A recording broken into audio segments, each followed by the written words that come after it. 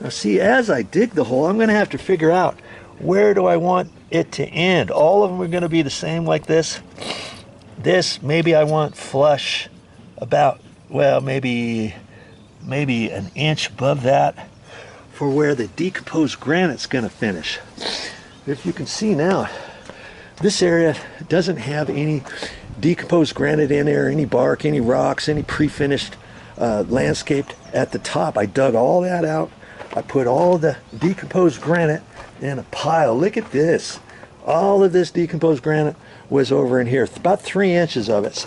You see the mowing strip?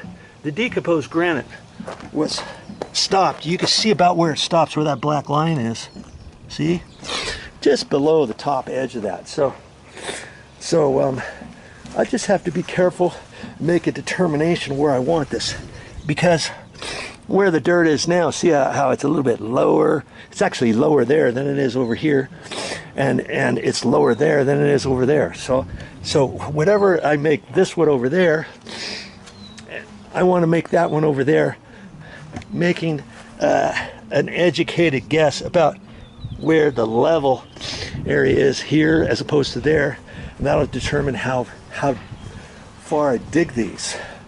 You know, if you get yours off, you know, you want to keep them all about the same height after you install your landscape finished material, whether it be bark, whether it be rocks, whether it be decomposed granite, or whatever it is. You see what I mean? That way your rod, your height of your heads are about the same all the way. And then when you get all done, if you see that, oh yeah, that one's a little low, I should have remembered that. Well, all you have to do is just kind of pull it up a little bit, because you've already dug a hole.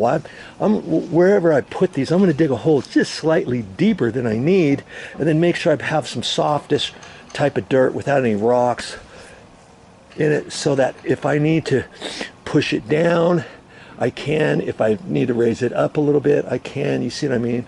After I get all done, then I can kind of look at that, and